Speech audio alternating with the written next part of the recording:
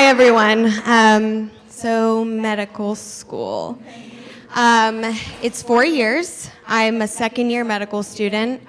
The first 2 years were primarily in the classroom. It's called your preclinical years. And we do get some clinical exposure. I think our student-run free clinics are pretty cool. And at the refugee clinic, we work with dental students and nursing students and pharmacy students.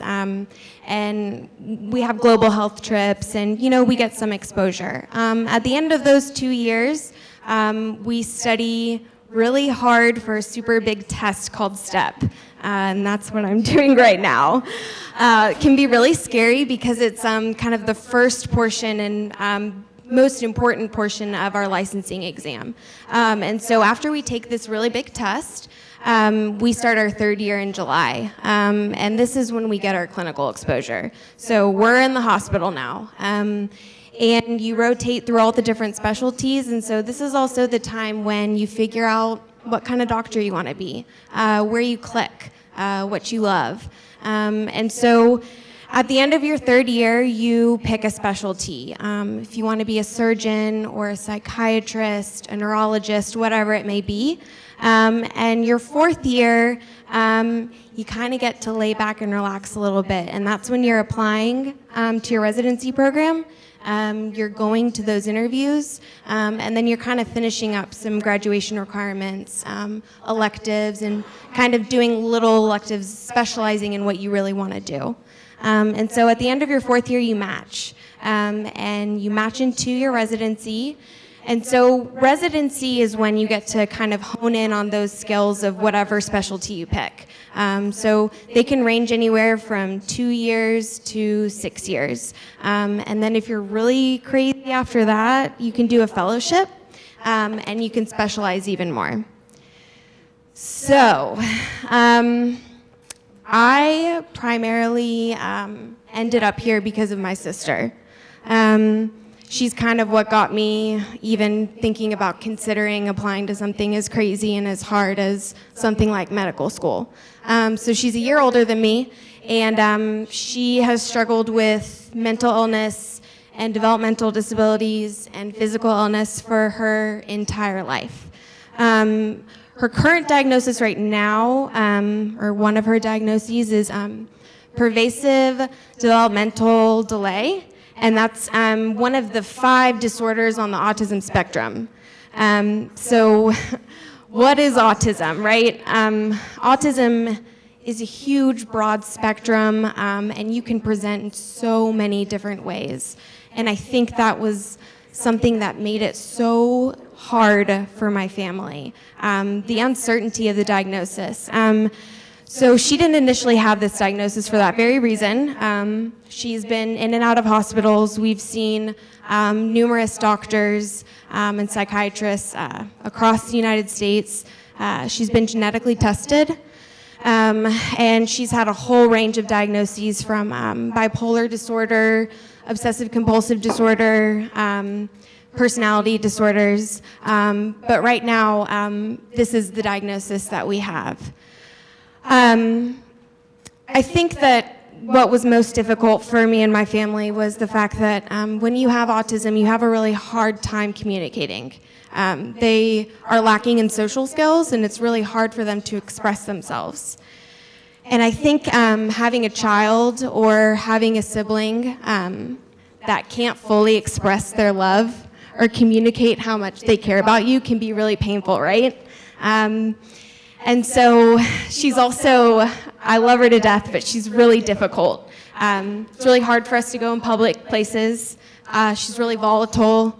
We don't know when something sporadic's going to happen or when she's kind of going to go into a panic, right? So we suffered a lot, but who really suffers is my sister. And she's really taught me that there's a lot of people out there that feel like they don't have a place in society where they feel like they fit in or they belong. And so I initially decided to come to medical school because I wanted to help people who were suffering, yes, but I wanted to help people get to a place where they felt like they could feel like they were a part of something and that they could function and be a part of our society, whether that be physically or mentally. And I decided I wanted to become a psychiatrist because with working with my sister and living with my sister, I think mental illness and physical illness a lot of the time go like hand in hand.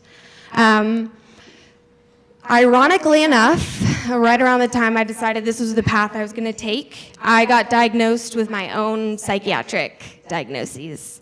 So I got diagnosed with anxiety and depression, and like my immediate thought that came to my head was, okay, well now how am I supposed to be a doctor taking care of other people if this is my diagnosis, right?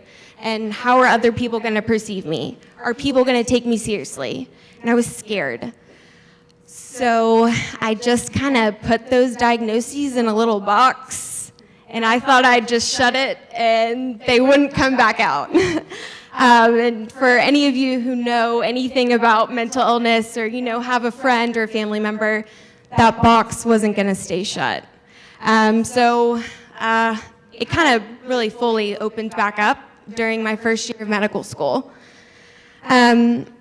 I'm now in consistent counseling every week with our wonderful counseling center, and I'm medicated and I see a psychiatrist. And I think that's all really great, but I think what's even more great is that I'm open about it, right? Because I think what made me so sad for so long is that I was trying to hide a part of myself that I think is what's going to make me such a great doctor. I think that gives me so much insight into empathy and human connection and really listening to people's stories and trying not to make a judgment about someone. And so the reason that I share this with all of you here is because I kind of started coming out and talking to people, and I realized I'm not the only one that feels this way. We're all in a really demanding field. And sometimes it can get really hard. And there's a lot of people who don't seek help because they're scared of the negative consequences professionally or socially. And I think that's really sad. And I think there's a huge need to get rid of that stigma and share your story, because pursuing a career in a field that's really demanding and having a mental illness, those two things are not mutually exclusive. And to be open about it, I think is super important. And so I'm just here to say, if you know of anyone who's struggling, talk to them, reach out, because it does not do any good to keep it inside. And I think really honestly, that's what, brings out empathy in people and human connection. So yes, I have anxiety and depression, but yes, I'm going to be a pretty awesome doctor, and that's because I'm taking care of myself. So I just encourage all of you to do the same, and I applaud you for pursuing something that's really difficult and really hard. So yeah, that's my story. And before you clap,